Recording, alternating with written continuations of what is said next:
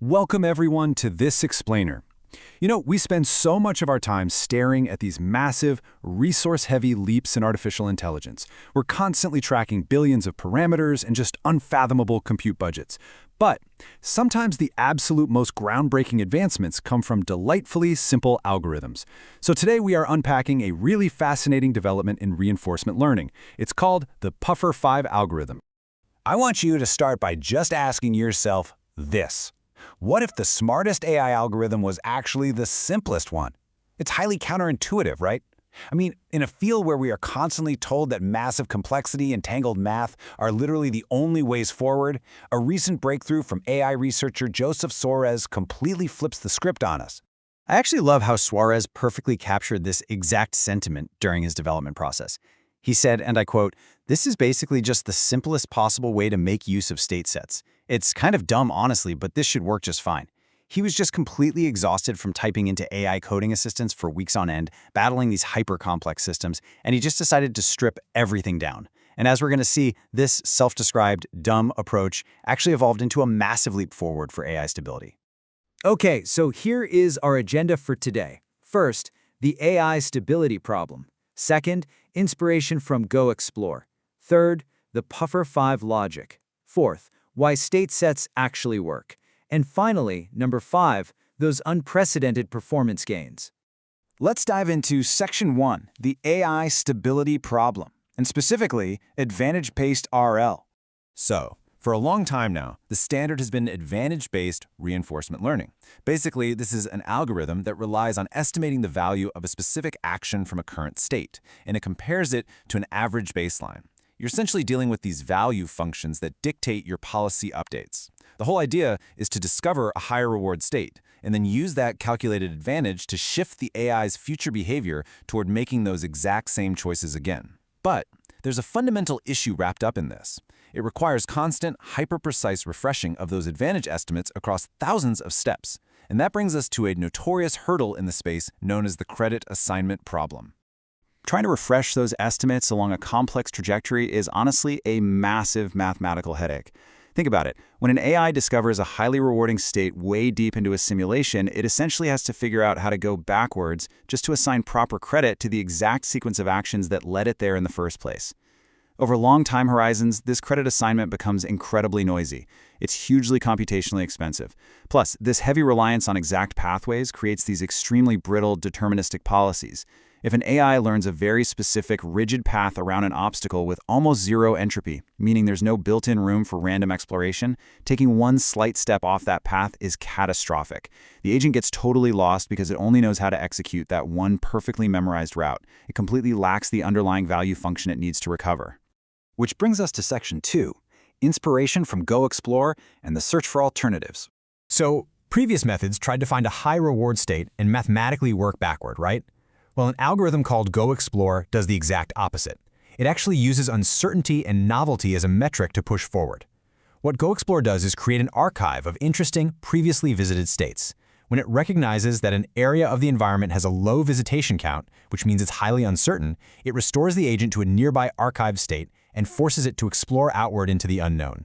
It is an incredibly effective way to find robust trajectories and solve really hard exploration problems.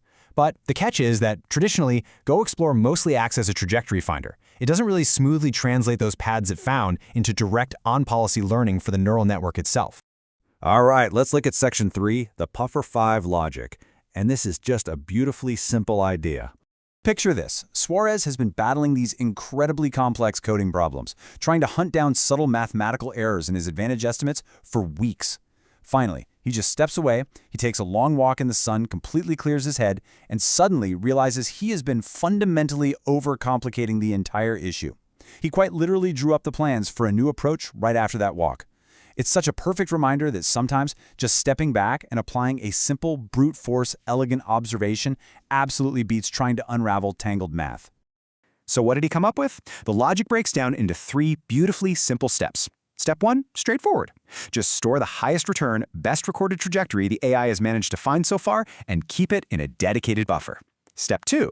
Rather than starting your training from scratch every time, you dedicate a portion of your simulation environments to start at random points along that exact successful trajectory. By uniformly sampling from that trajectory buffer, the algorithm guarantees the AI is always practicing from a position of relative success. And finally, step 3. Just let the AI explore organically from those random insertion points. Instead of trying to calculate these complex advantage gradients backward through time, the system is just using the best empirical data it already has to practice moving forward. Let's move to Section 4, Why State Sets Work. This right here is the true stability secret.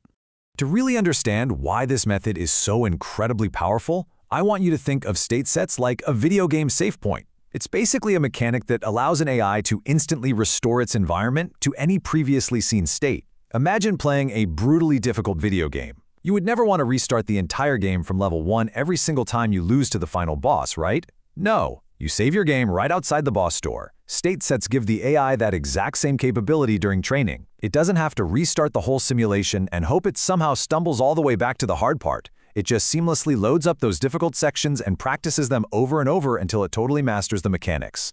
By starting the AI from these near-perfect states along a successful trajectory, and then forcing it to explore outward with a healthy dose of entropy, it naturally learns how to handle slight deviations. If the agent accidentally steps a little bit to the left of the optimal path, no big deal. It has already practiced in that exact vicinity, so it immediately knows how to correct its course and get right back on track. This organic error correction completely fixes the brittleness of those old deterministic policies, and it does it without needing convoluted math. It enables fully on-policy learning without ever needing to constantly recalculate a messy advantage estimate. And why? All because you are continuously seeding the environment with high-quality, known good starting data. And finally, Section 5. Unprecedented performance gains. Time to test the algorithm. To truly validate how robust this logic really was, Suarez set up the ultimate stress test. He intentionally implemented this algorithm on horribly broken, janky, unoptimized code. He then restricted the algorithm to a severely short compute budget of just 400 million steps. Honestly, he wasn't expecting perfection here. He was just looking for a tiny sign of life. Just a basic proof of concept to show that the underlying logic held up, even when all the surrounding code was literally fighting against it. Well, the payoff was absolutely staggering. 90 seconds. That is the raw, real-world time it took this incredibly simple Puffer 5 algorithm to completely and stably solve Sokoban level 15. Now, if you aren't familiar, that is a notoriously intense, sparse reward puzzle environment. To put this achievement into perspective, utilizing traditional advantage-based reinforcement learning or even vanilla Go Explore to reliably clear a benchmark of that complexity usually requires hundreds of millions, if not billions of steps. It ties up computational resources for hours or even days. Puffer 5 just blasted through the benchmark in a minute and a half. It operated on a fraction of the budget, and it did it running on broken code. Because of this success, Suarez is already looking toward applying these stable reinforcement learning techniques to things like low-level molecular simulations, material science, and even biology. The potential here to solve problems that are currently costing research labs tens of millions of dollars in compute time is just immense, which leaves us with this final thought. If a beautifully simple state-set algorithm can master complex benchmark environments in literal seconds, what impossible real-world problems is it going to solve next?